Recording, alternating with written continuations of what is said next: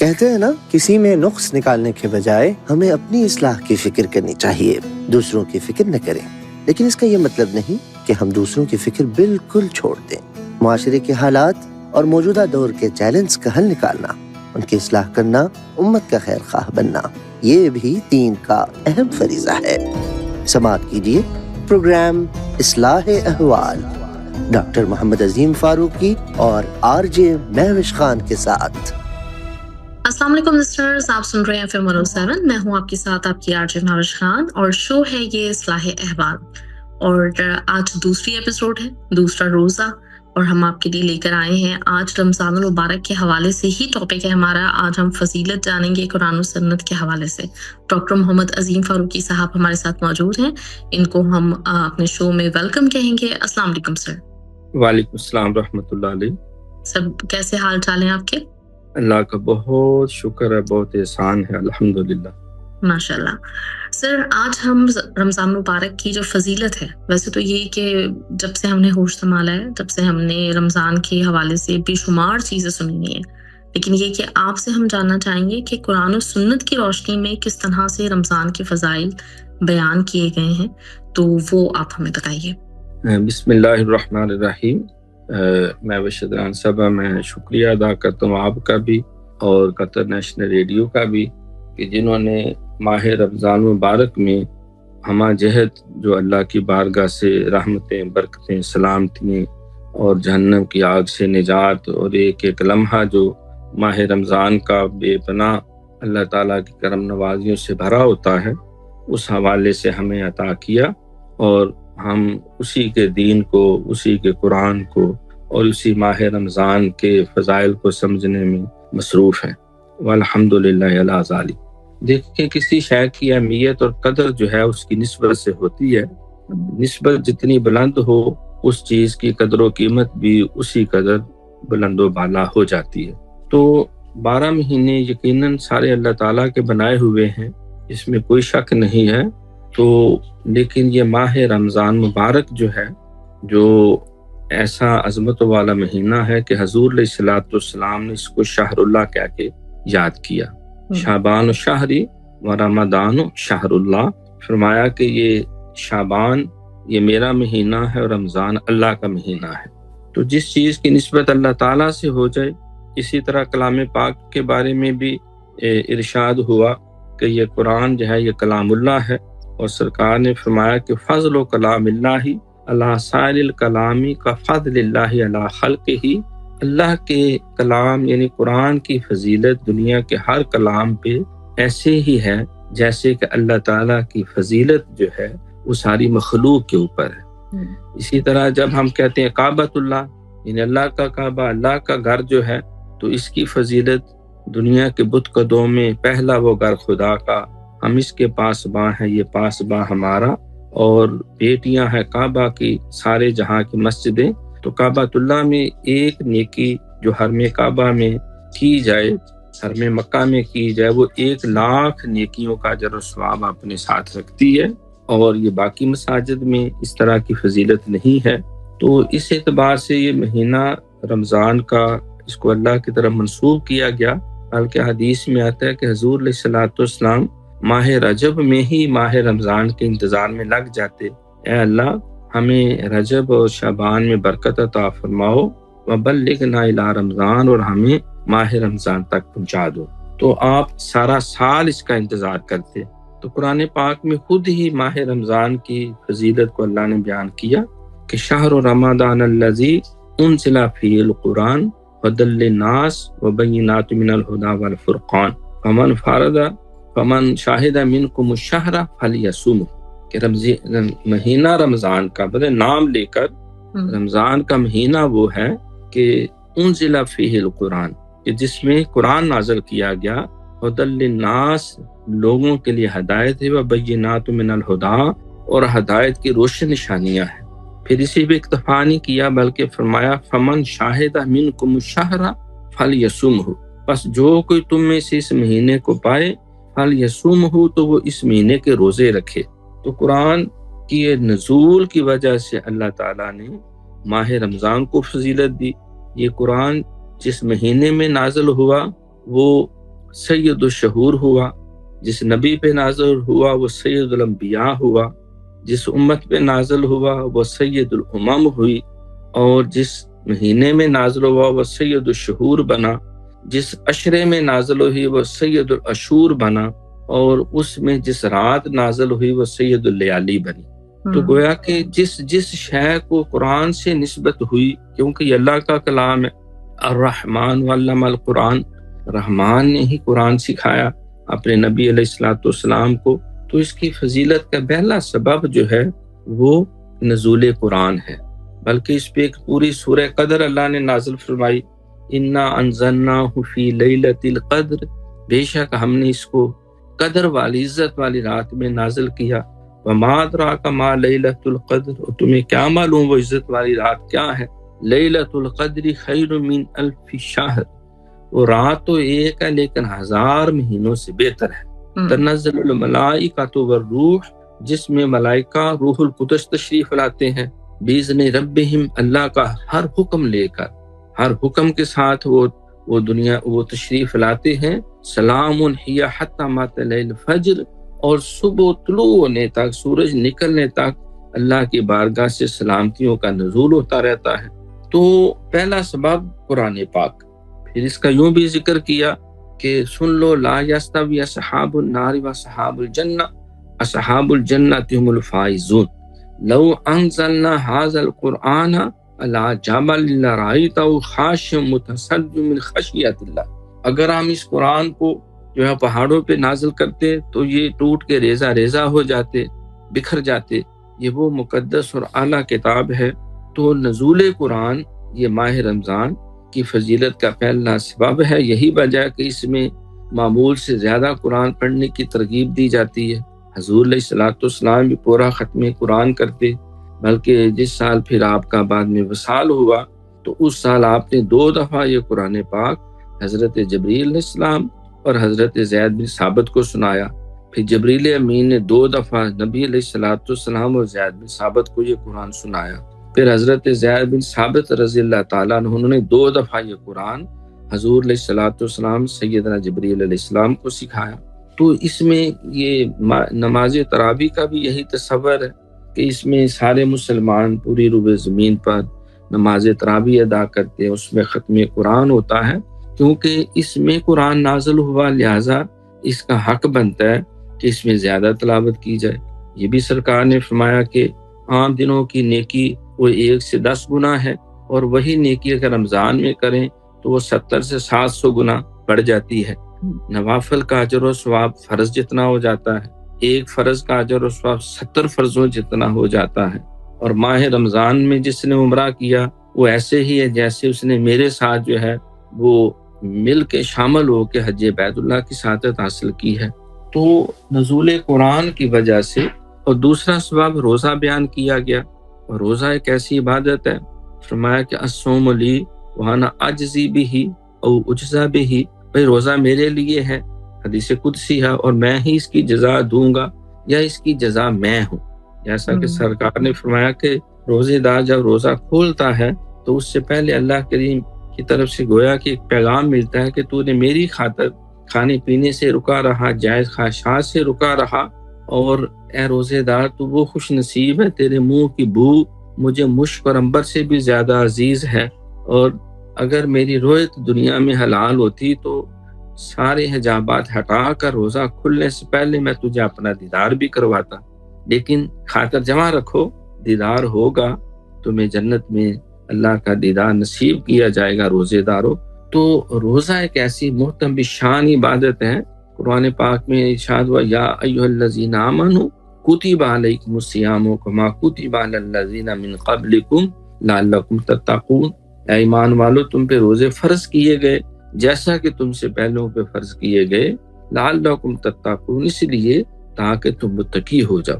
تو روزہ بھی ایک ایسی خاموش عبادت ہے، یہ ایسی پاکیزہ عبادت ہے، گویا کہ بندہ اللہ کی صفت سے متصف ہو جاتا ہے۔ اللہ کھانے پینے سے پاک ہے، روزے دار بھی رک جاتا ہے۔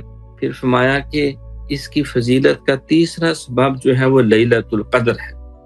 لیلۃ القدر خیر من الف شہر، کہا کہ یہ 1000 مہینوں سے بہتر ہے۔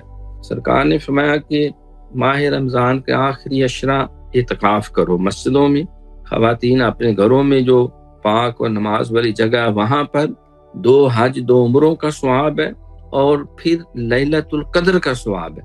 اور لیلۃ القدر فرمایا جس کو مل گئی سمجھے دنیا و معافی ہاں کی ساری نعمتیں مل گئیں، اور جو اس سے محروم رہا گویا کہ وہ بہت بڑی سعادت سے محروم رہا۔ اور اس کو لیلۃ القدر کو ماہ صیام کے آخری عشرے کی طاق راتوں میں تلاش کرو۔ آپ 10 سال مدینہ منورہ میں رہے، اور جیسا کہ حدیث میں آتا ہے آپ ہر سال اعتکاف کرتے رہے۔ 1 سال کسی وجہ سے نہ کر سکے تو اگلے سال آپ نے 20 دنوں کا اعتکاف کیا، جس میں روزے بھی رکھے جاتے ہیں، قرآن بھی پڑھا جاتا ہے، عبادات بھی ہیں، نمازیں بھی، جمعے بھی، سارا کچھ ہوتا ہے۔ تو گویا کہ قرآن مقدس کا نزول اور رمضان روزوں کی فرضیت، اور تیسرے نمبر پر جو ہے وہ لیلۃ القدر، یہ 3 بنیادی سبب نیکیوں کے اجر بڑھ جاتے ہیں، جہنم کے دروازے بند ہو جاتے ہیں، جنت کے کھل جاتے ہیں، جنت میں باد بہاری چلتی ہے۔ اور سرکار نے فرمایا اگر اللہ نے میری امت کو بخشنا نہ ہوتا تو انہیں رمضان کا مہینہ ہی عطا نہ کرتا۔ اس اعتبار سے اس میں جس قدر بھی انسان اللہ کے قریب ہونا چاہے تو یہ مومن کے لیے اس کو موسم بہار کہا گیا، اور اس کے اندر جو ہے وہ نیکی کے لیے حکم ہوتا ہے کہ اے نیکی کرنے والے قدم آگے بڑھا، اے گناہ کرنے والے تو گناہوں سے رک جا۔ یہ اللہ کی رحمتیں، برکتیں، سلامتیاں سمیٹنے کا موقع ہے، اللہ کو ناراض کرنے کا موقع نہیں۔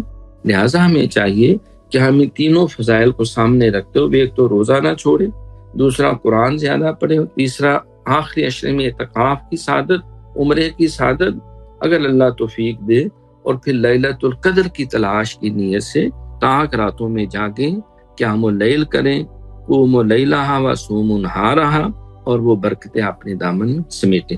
بہت خوب، بہت خوب جی سر۔ تو یہاں پہ ہم ایک بریک لیتے ہیں، بریک کے بعد ہم واپس آتے ہیں۔ لسنرز آپ ہمارے ساتھ رہیے، آپ سن رہے ہیں اصلاح احوال، اور آج ہم روزوں اصلاح احوال ڈاکٹر محمد عظیم فاروقی اور RJ مہوش خان کے ساتھ۔ جی لسنرز ویلکم بیک۔ ابھی آپ نے سنا جو پہلا سوال تھا میرا رمضان کی فضیلت کے حوالے سے۔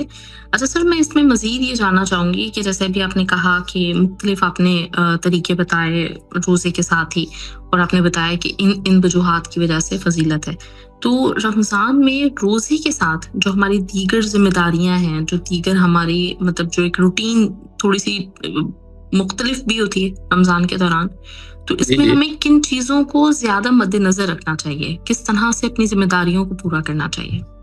دیکھیں، یہ ماہ رمضان جو ہے یہ سال میں ایک ہی مہینہ ہے، اور جس طرح کہتے ہیں کہ وہ دانہ پھکا اکٹھا کرنا، انسان اپنے لیے ایسا توشہ اکٹھا کرتا رہتا ہے، جس طرح مختلف کاروباری لوگ ہیں، ویسے تو سارا سال وہ بزنس کرتے ہیں، لیکن کچھ ان کے لیے مہینے ایسے ہوتے ہیں یا موقع ایسے ہوتے ہیں کہ وہ اس میں خوب کمائی کرتے ہیں۔ جیسا کسان جو ہیں جب وہ گندم کاٹتے ہیں یا چاول کی فصل جو ہے وہ حاصل کرتے ہیں، یا جنہوں نے کوئی پھل وغیرہ لگایا ہوتا ہے، کوئی مخصوص مہینہ آتا ہے جس میں وہ پھل توڑتے ہیں، تو وہ پورے سال کا خرچہ گویا کہ اکٹھا کر لیتے ہیں، اور باقی وہ تھوڑا سا نارمل بھی چلتا رہے۔ تو یہ مومن کے لیے موسم بہار ہے، وہ اتنا کوئی توشہ اکٹھا کر لے۔ فرمایا کہ بھئی ایک رمضان دوسرے رمضان تک گناہوں کا کفارہ بن جاتا ہے۔ تو لہٰذا اس میں ہمیں روٹین کے اندر رہتے ہوئے اپنے معمولات کو ماہ رمضان کے شیڈول کے ساتھ ڈالنا چاہیے۔ مثلا بعض کہتے ہیں جی ہم تو رات کو کھانا کھا کے سو جاتے ہیں، لہٰذا شیری کو اٹھنا ہی نہ پڑے، اور بعض کا غفلت سے لوگ فجر کی نماز بھی ضائع کر دیتے ہیں۔ وہ نہیں، سحروا فإن فی السحور برکۃ، سرکار نے فرمایا کہ سحری کیا کرو کیونکہ سحری میں اللہ نے میری امت کے لیے برکت رکھی ہے۔ اور پھر افطاری کا جو وقت ہے اس میں بھی فرمایا کہ اس سے پہلے وہ پاکیزہ لمحات آتے ہیں کہ ان لمحات میں اللہ سے کچھ بھی جولی پھیلا کے مانگ لے، اللہ تعالیٰ فرماتا ہے۔ تو سحری افطاری کا خاص اہتمام کرنا، پھر فرمایا کہ صرف خود سحری افطاری کا اہتمام نہ کرو بلکہ اپنے مساجد میں دیکھو، اپنے عزیزوں میں دیکھو، اپنے محلے اور علاقے میں دیکھو، اور جو لوگ کمزور ہیں یا مالی طور پہ مستحکم نہیں ہیں یا حاجت مند ہیں تو انہیں بھی ان خوشیوں میں شامل کرو۔ اسی لیے یہ صدقہ فطر جو ہے اس کے لیے فرمایا کہ تم رمضان شروع ہوتے بھی دے سکتے ہو، یہ ضروری نہیں عید الفطر والے دن ہی دیا جائے۔ بعض ایسے خوش نصیب تنظیمیں بھی ہیں، لوگ بھی ہیں، خاندان بھی ہیں جو رمضان گفٹ یا رمضان پیکٹ جو ہے وہ بنا کر وہ مخلوق میں تقسیم کرتے ہیں، جو نادار لوگ ہیں یا معاشی طور پہ کمزور ہیں تو وہاں دیتے ہیں۔ بعض مساجد کے اندر جو ہے وہ سحری افطاری کا اہتمام کرتے ہیں، جس طرح خانہ کعبہ شریف میں، مسجد نبوی شریف میں، وہاں بھی بڑی خوبصورت روایات ہیں۔ تو ہم نے اس مہینے میں باقی سرکار نے فرمایا کہ یہ چاہیے کہ جو مزدور ہے اس کے وقت میں کچھ تم کمی کرو، یعنی اگر وہ روٹین میں وہ 8 گھنٹے ڈیوٹی دیتا ہے تو اس میں کچھ تخفیف کر دی جائے، معاوضہ اس کو پورا دیں۔ جس طرح ہمارے سرکاری دفاتر میں بھی اوقات پیچھے لے آتے ہیں، 1-2 گھنٹہ جو ہے وہ وقت سے پہلے چھٹی دے دی جاتی ہے تاکہ اس میں جا کے وہ سحری افطاری کے اہتمام میں بھی لگ سکے اور عبادات بھی کر سکے، قرآن کی تلاوت بھی کر سکے، امور خیر جو ہے اس میں بھی شامل ہو سکے۔ تو ان دنوں میں پھر یہ بھی فرمایا کہ روزہ صرف کھانے پینے سے رک جانے کا نام نہیں، بلکہ الصوم جنہ، یہ تو ایک ڈھال ہے، ہم نے اپنے گناہوں سے بھی بچنا ہے۔ فرمایا کہ بھئی روزہ رکھ لیا اور جھوٹ بھی بولتے جاؤ اور رشوت بھی دیتے جاؤ، سودی کاروبار بھی کرتے جاؤ، لوگوں پہ ظلم بھی کرتے جاؤ، یہ تو پھر کوئی روزہ نہ ہوا۔ فرمایا یہ تو صرف محض بھوک پیاس ہے، اللہ تعالیٰ کو تمہاری بھوک پیاس کی ضرورت نہیں، بلکہ روزے کے جو دیگر تقاضے ہیں کہ روزہ رکھ کے لڑائی جھگڑے سے پرہیز کریں، جھوٹ سے پرہیز کریں، جھوٹ باتوں پہ عمل کرنے سے پرہیز کریں، بد اخلاقی سے بچیں، بدکاریوں سے بچیں، ظلم سے بچیں، زیادتی سے بچیں۔ یہ تو مواصلات کا مہینہ ہے، یہ محبتیں بانٹنے کا، چاہتے تقسیم کرنے کا مہینہ ہے۔ تو اس ماہ مبارک میں ایک شیڈول بنایا جائے کہ سب سے پہلے ٹارگٹ یہ کیا جائے کہ کم از کم اس مہینے میں میں نے پورا مہینہ باجماعت نماز ادا کرنی، لازم کر لیں، پلاننگ ہی اس کے مطابق کریں اپنے اوقات کی تقسیم، اور لازمی میں نے نماز تراویح بھی پڑھنی ہے، پورا قرآن پاک وہاں سننا ہے، باقی سارا مہینہ جو بھی ہے لیکن اعتکاف کی سعادت ضرور حاصل کرنی ہے، اور یہ کوئی مشکل بھی نہیں ہے۔ اللہ کی توفیق جب حضرت صاحب نے ہمیں بتایا، بزرگوں نے کبھی اس کی بڑی فضیلت ہے، تو بغیر کسی مبالغے کے تقریباً 46-47 سال ہو چکے لگاتار میں ہر سال اللہ کی توفیق سے اعتکاف بیٹھتا ہوں، اور بے شمار مصروفیات ہوتی ہیں، اللہ توفیق دے دیتے ہیں۔ 2 دفعہ مسجد نبوی میں بھی اللہ تعالیٰ نے توفیق عطا فرمائی۔ تو اپنے شیڈول میں شامل کریں، پھر 1.25 لاکھ دفعہ درود شریف، 1.25 لاکھ دفعہ کلمہ طیبہ شریف، 1.25 لاکھ دفعہ استغفار، 1.25 لاکھ دفعہ پہلا کلمہ، کیونکہ یہ وہ تسبیحات ہیں سرکار نے فرمایا یہ بظاہر چھوٹے چھوٹے لفظ ہیں، کلمتان خفیفتان علی اللسان ثقیلتان علی المیزان سبحان اللہ والحمد للہ، یہ لفظ بظاہر چھوٹے سے ہیں، زبان سے جلدی سے ادا ہو جاتے ہیں، لیکن ترازو میں ان کا بہت سارا وزن ہے۔ حبیبتان الی الرحمن، اللہ کو بڑے پسندیدہ ہیں، جیسے سبحان اللہ، الحمدللہ۔ تو یہ پاکیزہ جو کلمات ہیں، ہم اپنا شیڈول بنائیں کہ ہم نے ایک پورا قرآن نماز تراویح میں سننا ہے، اور کم از کم ایک قرآن، بعض تو جو ہے وہ 10 دن میں وہ 3 قرآن پڑھتے ہیں، بلکہ حضرت امام اعظم ابو حنیفہ رحمۃ اللہ علیہ کے بارے میں نے پڑھا، حیران ہوا کہ آپ 60 قرآن پاک ختم کرتے، یعنی ایک قرآن دن کی روشنی میں، ایک رات کے وقت۔ تو اچھا، پھر یہ ہمیں یہ باتیں بڑی عجیب سی لگتی ہے، لیکن ہم نے یہ دیکھا ہے کہ جب انسان زیادہ قرآن کی تلاوت کرتا ہے یا زیادہ سجدے کرتا ہے تو اللہ اس کے وقت میں برکت ڈال دیتے ہیں۔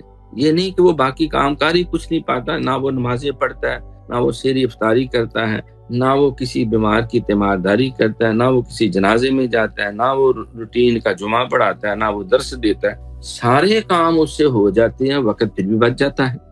تو نیکی کا جو ہمیں بزرگوں نے تصور دیا، انہوں نے کہا بیٹا نیکی وہ ہے کہ جس سے تمہارے وقت میں برکت پڑ جائے، لوگوں سے اپنے حصے کا کام نہیں ہوتا، وہ اپنے حصے کا بھی کر لیتا ہے، اور 10,000 بلکہ آپ نے فرمایا کہ 5 لاکھ لوگوں جتنا کام وہ اکیلا ہی کر لیتا ہے، اللہ اتنی برکت ڈال دیتا ہے، اس کے قدم میں برکت، اس کی نگاہ میں برکت، اس کی سماعت میں برکت۔ جیسا اللہ فرماتا ہے کہ میرا بندہ نوافل پڑھ پڑھ کے میرے اتنے قریب ہو جاتا ہے، میں اس کے ہاتھ بن جاتا ہوں جن سے پکڑتا ہے، اس کا منہ بن جاتا ہوں جس سے بولتا ہے، اس کے کان بن جاتا ہوں جس سے سنتا ہے، اس کی آنکھیں بن جاتا ہوں جس سے وہ دیکھتا ہے، پاؤں بن جاتا ہوں جس سے چلتا ہے۔ گویا کہ اللہ کریم ایسی اس میں توانائی اور ایمان کی حلاوت اور قوت اور طاقت ڈال دیتا ہے کہ وہ سارے امور خیر کر لیتا ہے اور پھر بھی وقت بچ جاتا ہے۔ تو گویا کہ جب ہم پلاننگ کریں گے، نیت کریں گے، سرکار نے فرمایا کہ میری امت پہ اللہ نے یہ کرم کیا، وہ نیکی کا ارادہ اور نیت کرے تو پورا ثواب پہلے ہی دے دیتا اللہ، اور جب کر گزرے تو 10 سے 70 سے 700 گنا بلکہ بے حساب ہی اجر دے دیتا۔ تو لہٰذا ہمیں شیڈول بنانا پڑے گا کہ ٹائم ٹیبل سیٹ کرنا چاہیے پہلے۔ اچھا، تو یہ میرا دوسرا بلکہ سوال تھا بھی کہ رمضان المبارک میں کس طرح سے وقت کی قدر کی جائے، تو اس کا بھی آپ نے جواب دے دیا کہ کس طرح سے ایک شیڈیول بنانا ہے ہمیں، اور اس میں عبادتیں جتنی زیادہ زیادہ کرنی ہے، جتنا زیادہ زیادہ ہو سکے ہمیں ذکر الہی کرنا ہے تاکہ ہم زیادہ سے زیادہ قرب حاصل کر سکیں اللہ تعالیٰ کا، اور رمضان کو بہت ہی بہتر ایک طریقے سے گزار سکیں۔ تو لسنرز یہاں پہ ایک ہم بریک لیتے ہیں، اور ڈاکٹر اصلاح احوال ڈاکٹر محمد عظیم فاروقی اور RJ مہوش خان کے ساتھ۔ لسنرز ویلکم بیک، آپ سن رہے ہیں اصلاح احوال، اور ڈاکٹر محمد عظیم فاروقی صاحب ہمارے ساتھ موجود ہیں۔ رمضان المبارک کی فضیلتوں کے حوالے سے ہم آج گفتگو کر رہے ہیں، اور اس میں ہمیں مختلف چیزیں جو ہیں جو ڈاکٹر صاحب سے ہمیں سیکھنے کو ملی اور انہوں نے ہمیں گائیڈ کیا۔ اچھا سر، میں آپ سے یہ جاننا چاہوں گی کہ روزے کے جو ہے وہ ہم ہمیشہ مطلب جو ہے مختلف فوائد ہوتے ہیں، اس کے روحانی فوائد بھی بتائے جاتے ہیں، اس کے ساتھ جسمانی فوائد بھی بتائے جاتے ہیں، سماجی فوائد بھی بتائے جاتے ہیں۔ تو میں ان تینوں کی طرف ہی توجہ دلانا چاہوں گی آپ کی کہ آپ ہمیں تھوڑا مطلب گائیڈ کریں کہ کس طرح سے یہ ان تینوں مطلب کیٹیگریز میں ہماری رہنمائی کر سکتا ہے، روزہ ہمیں فوائد دے سکتا ہے اس حوالے سے، اور یہ ہماری شخصیت کے اوپر کس طرح سے اثر انداز ہوتا ہے۔ دیکھیں، یہ سب سے پہلے تو اللہ کریم کا جتنا بھی ہم اس بات پہ شکر ادا کریں کہ اس نے ہمیں زندگی میں ایک بار پھر ماہ رمضان کی مقدس ساعتیں اور برکتیں عطا فرمائی۔ سرکار نے فرمایا کہ پہلا عشرہ رحمت کا، دوسرا بخشش کا، تیسرا جہنم کی آگ سے نجات کا۔ تو گویا کہ اس کا ہر لمحہ جو ہے اللہ تعالیٰ کی رحمتوں برکتوں سے لبریز ہوتا ہے۔ رحمتوں سے ہے برا، ہر روز و شب، ہر صبح و شام، جتنی تجھ سے ہو سکے اتنی عبادت اس میں کر۔ بلکہ حدیث میں آتا ہے کہ نبی علیہ الصلوۃ والسلام صحابہ کو وارم اپ کرتے تھے، پہلے ماہ شعبان میں ہی بٹھا لیتے، کہتے بھئی دیکھو تمہارے پاس اللہ کا ایک مہمان آ رہا ہے، اور وہ مہمان تم سے کچھ لینے نہیں، تمہیں کچھ دینے آ رہا ہے۔ مہمان تو آتے ہیں، خرچے خرچے ہوتے ہیں بہت سارے، تو یہ تمہیں عطا کرنے کے لیے آ رہا ہے، تو اس کی خوب آؤ بھگت کرنا، اس کی خدمت کرنا۔ جب اللہ کے پاس واپس جائے تو تمہاری شفاعت کرے گا، سفارش کرے گا، اور اس کی سفارش اور شفاعت جو ہے وہ مقبول بھی ہوگی۔ تو آپ نے ایک مہمان سے تشبیہ دی، گویا کہ کوئی بڑا معزز مہمان آنا ہو جس نے بہت کچھ ہمیں دے کے جانا ہو، تو پھر ہم گھر میں صفائیاں کرتے ہیں، ہم کلیاں کرتے ہیں، بعض نئے بستر بچھاتے ہیں، جھاڑو دیے جاتے ہیں، ساری گندگی سے گھر کو پاک اور صاف کیا جاتا ہے، اگربتیاں بعض لگاتے ہیں، بعض تو گلی اور نالیوں کی بھی صفائیاں۔ کسی بڑے شہر کے اندر بادشاہ وقت نے کسی بڑے معزز مہمان یا غیر ملکیوں نے آنا ہو تو پورے شہر کو دھونی دی جاتی ہے، اور ساری گندگیاں کھڈے لائنیں لگا دیتے ہیں، اور یوں سڑکوں کو چمکا دیتے ہیں جیسے لگتا ہے کہ شاید ہم پیرس میں بیٹھے ہوئے ہیں۔ تو وہی پرانا شہر ہی ہے۔ تو گویا کہ سرکار نے نفسیاتی طور پہ صحابہ کو گائیڈ کیا کہ تم پہلے سے تیار ہو جاؤ۔ لہٰذا سب صحابہ کرام رضوان اللہ تعالیٰ علیہم اجمعین خود حضور علیہ الصلوۃ والسلام اپنے معاملات کو سمیٹ لیتے، کاروباری معاملات سمیٹ لیے جاتے، جو لوگوں کا لینا دینا وہ کلیئر کر دیا جاتا، وہ دیگر جو بیاہ شادی کی ادھر ادھر کی ذمہ داریاں ان سے بھی وہ سرخرو کے عہدہ برا ہو جاتے، اور سیدہ صدیقہ ام المومنین رضی اللہ عنہا فرماتے ہیں حضور گویا کہ کمر کس لیتے، نیکیوں کو سمیٹنے کے لیے بھرپور تیار ہو جاتے، حتیٰ کہ پورا شعبان کا مہینہ ہی شوق میں آپ روزے رکھ لیتے، تاکہ پہلے سے ہی میرا قلب اور روح اور جسم اور ظاہر اور باطن پورے طور پر وہ اللہ تعالیٰ کی محبت سے اس کی طرف مبذول ہو کے لبریز ہونا شروع ہو جائے۔ تو صحابہ بھی ایسا ہی کرتے، تو اس اعتبار سے ہمیں ماہ رمضان مبارک جو ہے یہ جب شروع ہوا تو اس سے پہلے ہی بہت سے شیڈول ٹائم ٹیبل سارے طے کر لینے چاہیے. اب جو ہے جس طرف آپ نے یہ محوش بیٹی نے توجہ دلائی کہ اس کے ہمہ جہت فائدے ہیں. مثلا ایک اس کے طبی فائدے جو ہیں، طبی فائدے اس قدر زیادہ ہیں کہ ویسے تو کہتے ہیں جادو وہ جو سر چڑھ کے بولو، کاٹو تو لہو نہیں بدن میں، سورج کو چراغ ہے دکھانا. تو ہمارے بہت سے لوگ جو بیچارے سارا سال وہ شوگر کی رٹ لگائے پریشان رہتے ہیں، کہتے ہیں اللہ جانے یہ روزوں میں کون سی جادو کی چھڑی ہے، روزے رکھتے ہیں خوب، ہم جی بھر کے پھل بھی کھاتے ہیں، بلکہ بغیر چھپ چھپا کے کھانے کے سرے عام جو ہے وہ گجریلے بھی، کھیرے بھی، فرنیے بھی، کسٹرڈ بھی، جو مرضی کھائیں، حتیٰ کہ ہم روح افزا بھی پی جاتے ہیں اور پھر بھی شوگر جو ہے وہ کنٹرول رہتی ہے. اور عام دنوں میں ایک کھجور کھا لے، انگور کے 4 دانے کھا لے تو نکالنے کے لیے پھر وہ انسولین لگانی پڑتی ہے. تو گویا کہ سرکار نے جو فرمایا کہ روزے رکھو صحت مند ہو جاؤ گے، یہ نہیں کہا کہ روزے رکھو تو کمزور ہو جاؤ گے، نہیں، صحت مند ہو جاؤ گے. ہم الحمدللہ اللہ کی توفیق سے عرض کیا ہر سال اعتکاف بیٹھتے ہیں تو بہت سے بزرگ بھی بیٹھ جاتے ہیں جو آلموسٹ کوئی نہ کوئی ڈائبٹیز کا مریض ہوتے ہیں ان میں. تو وہ بھی کہتے ہیں فاروقی صاحب تعجب ہے، آپ ہمیں اتنے بہترین جو ہے وہ چاٹ بنا کے کھلا رہے ہیں، کبھی کھیرے کھلا رہے ہیں اور روح افزا ملا ہوا دودھ پلا رہے ہیں، ہم سارا کچھ کھا رہے ہیں اور نہ انسولین کی ضرورت، نہ کسی پرہیز کی ضرورت، اور نہ پھر سب سے بڑا فائدہ کہ ڈر بھی نہیں آتا. گھر میں کھانے لگے تو بیٹا ہاتھ پکڑ لیتا ہے، بھائی ہاتھ پکڑ لیتا ہے، شوہر یا بیوی ایک دوسرے کے پیچھے پڑ جاتے ہیں، یہ زردہ کھا کے مرنا ہے تم نے. اور رمضان شریف میں ایسی برکتیں ہیں تو گویا کہ طبی بڑے فائدے ہیں. ویسے بھی کسی ڈاکٹر نے گہری تحقیق کی کہ اگر تم چاہتے ہو پورا سال تمہاری صحت آئیڈیل رہے تو تم کم از کم جو ہے وہ 1 مہینہ فاقہ کرو یا ہفتے میں 1 فاقہ کیا کرو. دیکھو نبی علیہ الصلوۃ والسلام 40 مردوں جتنی اللہ نے آپ کو دنیا میں بھی توانائی اور مردانگی اور قوتیں عطا فرمائی تھی، اور آپ جو ہے وہ ہر سوموار کا روزہ رکھتے، پھر ایام 20 جو ہے وہ چاند کی 13، 14 اور 15 کا بھی روزہ رکھتے، پھر پورا شعبان کا مہینہ روزے رکھتے، پھر بعض کا تو آپ جو ہے وہ 3 دن 10 دن کے لگاتار روزے بھی رکھتے. تو لیکن آپ سمارٹ اینڈ سلم بھی تھے، جسمانی توانائی بھی تھی، قوت بھی تھی، تقاضے تو انسانی تھے سارے. آپ بیمار بھی ہوتے تھے، آپ کو اگر کسی نے پتھر مارا تو درد بھی ہوتی تھی، خون بھی نکلتا تھا، دانت بھی شہید ہوئے، لوہے کی کڑیاں بھی اندر جسم میں گھس گئی، خون کے فوارے بھی نکلے، سارے تقاضے تھے. لیکن یہ کم کھانے سے انسان نہیں مرتا بلکہ زیادہ کھانے سے مرتا ہے. حکیموں کا بھی خیال ہے 85% بیماریاں تو اوور ایٹنگ سے ہوتی ہیں، زیادہ کھانے سے، اور 2 سے 4 یا میکسیمم 5% ہے جو بہت کم کھانے سے یا جو ضروری ڈائٹ ہے وہ نہ ملنے سے ہوتی ہیں. تو رمضان یہ صحت کے لیے، دیکھو ایک تو یہ صحت جو ہے جسمانی تھی، پھر روحانی صحت. اللہ اکبر، اللہ فرماتا ہے کہ گویا کہ روزہ رکھنے والا میں کھانے پینے سے پاک ہوں، وہ بھی میری سنت پہ عمل کرتا ہے. تو روحانی اتنی اس کو تقویت ملتی ہے کہ اس کے منہ کی بو مجھے مشک اور عنبر سے زیادہ عزیز ہوتی ہے، اور میرا دل چاہتا ہے جس نے میری خاطر سارا دن بھوک پیاس برداشت کی اور بہت سے گناہوں کو چھوڑ دیا، جائز خواہشات کو بھی چھوڑ دیا، میں سارے حجابات ہٹا کے اس کو اپنا دیدار کرواؤں. تو یعنی یہ روحانی ارتقا. پھر ایک سجدہ 70 سجدوں جتنا. دیکھو ڈیفینیشن یہ ہے کہ ساری زندگی کے نوافل ایک فرض کا مقابلہ نہیں کر سکتے، کیونکہ وہ اللہ کا حکم ہے، اقیم الصلاۃ وآتوا الزکاۃ وارکعوا مع الراکعین. فرض کا جو درجہ ہے ساری زندگی کے نفل ایک فرض کے مقابلے میں کچھ نہیں.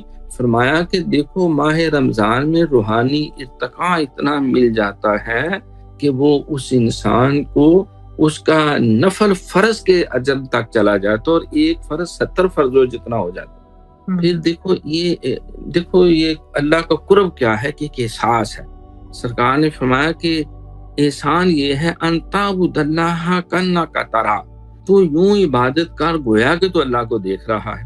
چھوٹا سا بچہ بھی ہو جس نے روزہ رکھا ہے چاہے 10-11 سال کا، تو اس کو بھی کہیں کوئی نہیں دیکھ رہا، تم نے چپکے سے تھوڑا سا گلاس آدھا پانی پی لو، روزہ تیرا محفوظ رہے گا. تم چلو چھپ کے اندر کون سا کوئی دیکھ رہا ہے یہ ایک رسگلہ گلاب جامن کھا لو, وہ کہتا ہے نہیں میں نے نہیں کھانا. بھائی کیوں نہیں کھانا؟ بھائی اللہ تو دیکھ رہا ہے. اب یہ احساس جو ہے یہ آپ روزے کے علاوہ بچوں میں نکال کے دکھائیں, بڑا مشکل ہو جاتا ہے. وہ تو لڑ پڑیں گے, وہ تو لیٹ جائیں گے, وہ تو سارا گھر سر پہ اٹھا لیں گے کہ ان کی خواہش اور ضرورت کیوں نہیں پوری کی گئی. تو یہ جو قرب الہی ہے یہ ایک روزے کا ایک خاص وصف ہے. عطار ہو, راضی ہو, رومی ہو کہ غزالی ہو, کچھ ہاتھ نہیں آتا بیا سحر گاہی. اور جو سحری کے وقت اٹھ کے جو عبادت کرنے اور تہجد پڑھنے اور اللہ کے آگے سر سجدے میں رکھ کے سبحان ربی الاعلیٰ کہنے میں جو سکون ہے, خدا کی قسم وہ ساری دنیا کے کھانے کھا کے بھی وہ لذت نہیں ملتی. تو پھر فرمایا کہ یہ مواسات کا مہینہ ہے, یعنی مواسات ایک معاشرتی اصلاح, خیر خواہی بھلائی کا مہینہ ہے. انسان جب خود بھوکا ہوتا ہے تو پھر پتہ چلتا ہے بھوک کتنا بڑی آزمائش ہے. انسان بھوکوں سے ہمدردی کرتا ہے, حتیٰ کہ ہم نے دیکھا ہے جانوروں سے بھی ہمدردی پہ انسان اتر آتا ہے. اور اس قدر صدقات و خیرات میرے خیال ہے جتنا رمضان میں ہوتا ہے وہ پورے سال میں اتنے لوگوں سے وہ صدقات و خیرات نہیں ہوتے. ماڑے سے ماڑے گھروں میں بھی بہترین سحری کے لیے بھی رزق آ جاتا ہے, افطاری کے لیے بھی رزق آ جاتا ہے. سرکار نے فرمایا روزے رکھو تمہارے رزق میں بھی برکت پڑ جائے گی. تو گویا کہ معاشرے کے اندر ریل پیل ہو جاتی ہے, مسجدیں بھر جاتی ہیں.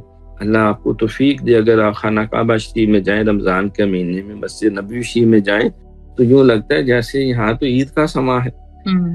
ایسی رونقیں, ایسی برکتیں, ایک دوسرے کو ہاتھ پکڑ کے ہاتھ جوڑ کے کہتے خدا کے لیے آپ ہمارے دسترخوان پہ روزہ کھولیں. چھوٹے چھوٹے بچے جو ہیں وہ ہاتھ چومتے ہیں, آپ کی مہربانی حاجی صاحب ادھر آ جائیں خواتین. تو یہ کیا ہے؟ یہ ایک معاشرتی نہیں, اسلام چاہتا ہے کہ مسلمانوں کے دل ایک دوسرے سے ملے. سرکار نے فرمایا دیکھو یسروا ولا تعسروا, وہ آسانیاں پیدا کرو مشکلیں پیدا نہ کرو. بشروا ولا تنفروا, خوشخبریاں سنایا کرو, لوگوں کو ڈرایا دمکایا نہ کرو. وَقُوا عِبَادَ اللَّهِ إِخْوَانًا, اللہ کے بندو بھائی بھائی بن کے رہو. تو یہ بھائی بھائی بننے کا جو تصور ہے, با جماعت نمازوں میں تعداد بڑھ جاتی ہے, جمعوں میں تعداد بڑھ جاتی ہے, اور جہاں شبینہ کی محفلیں ہوتی ہیں حرم کعبہ میں تل دھرنے کو. یہ چند سال قبل میں گیا تو وہاں ٹی وی اور ریڈیو پہ خبر آئی کہ کتنے سالوں بعد فل ٹو کیپیسٹی پورے حرم کعبہ کے اندر تل دھرنے کی جگہ نہیں. ابھی جو ہے وہ عشاء کی اذان تو کیا ابھی روزہ افطار ہوا ہے اور ساری جگہ بھر گئی ہیں. یعنی یہ جو کیفیات ہیں مسلمانوں کے اندر, جو اجتماعیت کا تصور ہے, اتنے اجتماع تو میرے خیال بات کر حج کے موقع پہ نہیں ہوتے. تو ماہ رمضان یہ سراپا خیر ہے, معاشی طور پہ, معاشرتی طور پہ, اخلاقی طور پہ, روحانی طور پہ, بلکہ سب سے بڑھ کے میں پھر عرض کروں گا جسمانی طور پہ. ہے صحت خوشی کی سنہری کلید کہ ہے تندرستوں کو ہر روز عید. ہیلتھ از ویلتھ, تو یہ روزوں میں ہے. زبردست, بہت بہت ہی اچھے طریقے سے آپ نے ہر طرح کے جو ہماری مطلب جیسے میں نے آپ سے سوال کیا تھا کہ روحانی, جسمانی, سماجی فوائد, آپ نے وہ سارے کے سارے بیان کیے. اور لسنرز, یہ آج کی ہماری ایپیسوڈ تھی, اس میں ہم نے رمضان کی فضیلت کے حوالے سے جانا ہے. اور جو اگلا ٹاپک ہے اس کا ایک طرح سے آج تذکرہ ڈاکٹر صاحب نے کیا, جب ہم نے فضیلت کے حوالے سے پوچھا تھا تو لیلۃ القدر کی اہمیت پہ بہت زور دیا آپ نے. تو ہم انشاءاللہ نیکسٹ ایپیسوڈ میں لیلۃ القدر کی بات کریں گے. اچھا, تھوڑا سا آپ کو یہ بھی محسوس ہوگا کہ لیلۃ القدر تو آخری اشرا ہوتا ہے تو یہ بہت جلدی ہے, لیکن جیسے ابھی ڈاکٹر صاحب نے بات کی تھی کہ رمضان کی تیاری بہت پہلے سے, شعبان کے مہینے میں بھی روزے رکھے جاتے تھے, پہلے سے تیاری کی جاتی تھی. تو یقیناً ہمیں کچھ چیزوں کے لیے زندگی میں ایڈوانس میں پریپریشن کرنا ضروری ہوتا ہے. تو یہ بہت اچھا ہوگا کہ ہم لیلۃ القدر کی تیاری کریں اور یہ جانیں کہ کس طرح سے یہ اس کی حیثیت کیا ہے ایک تو, اور کون کون سے وظائف ہیں, کون کون سے ایسے کلمات ہیں جن کا ہم زیادہ سے زیادہ ورد کریں گے لیلۃ القدر میں تو ہم زیادہ سے زیادہ اجر حاصل کر سکیں گے. تو انشاءاللہ تعالیٰ کل آپ سے ملاقات ہوگی. آپ لوگ اپنا بہت بہت خیال رکھیے گا, اور ڈاکٹر صاحب آپ کا بہت بہت شکریہ. انشاءاللہ تعالیٰ کل آپ سے ملتے ہیں.